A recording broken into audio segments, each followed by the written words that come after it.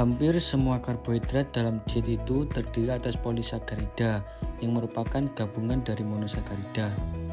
Pada proses pencernaan, karbohidrat diubah kembali menjadi monosakarida oleh enzim. Seperti pada gambar, ion hidrogen dan hidroksil dari air akan memecah polisakarida dan dengan demikian terbentuk dua monosakarida. Bagaimana sih pencernaan karbohidrat di dalam mulut dan lambung?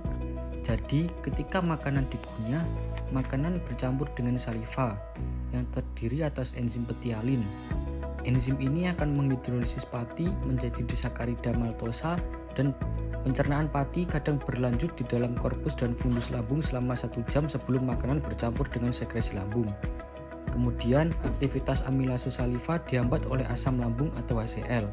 Selanjutnya, pencernaan karbohidrat akan diteruskan di dalam usus halus. Setelah kimus keluar dari lambung, akan terjadi pencernaan oleh alfa amilase pankreas di duodenum.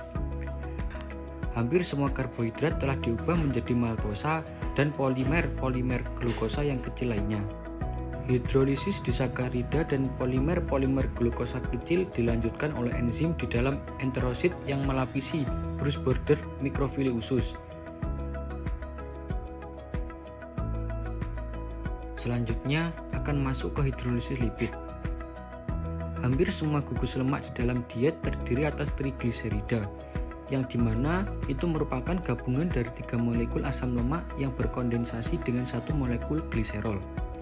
Seperti pada reaksi berikut, enzim pencerna lemak mengembalikan 3 molekul air ke molekul trigliserida dan dengan demikian memisahkan molekul asam lemak dari gliserol.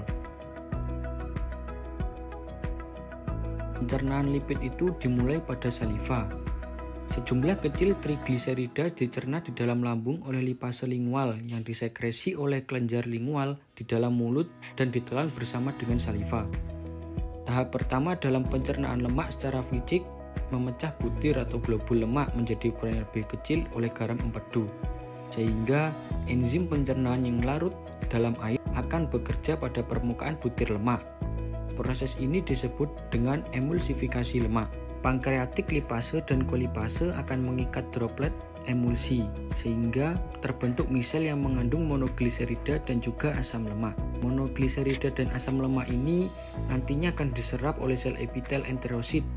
Nah, sekarang kita membahas tentang hidrolisis protein. Protein dalam makanan itu tersusun atas asam-asam amino yang diikat bersama oleh ikatan peptida melalui proses kondensasi, yaitu hidrolisis.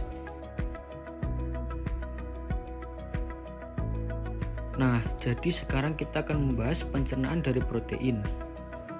Jadi, pencernaan protein itu terjadi secara kimiawi yang dimulai oleh enzim pepsin pada gaster, yang dimana ia akan bekerja optimal pada pH 2-3. Salah satu gambaran penting pencernaan pepsin adalah kemampuannya untuk mencerna protein kolagen. Jadi protein kolagen ini merupakan suatu jenis protein albuminoid yang dimana itu merupakan unsur dasar jaringan ikat antara sel daging. Selanjutnya, setelah masuk ke duodenum, produk yang sebagian sudah dipecahkan akan diserang oleh enzim-enzim proteolitik pankreas.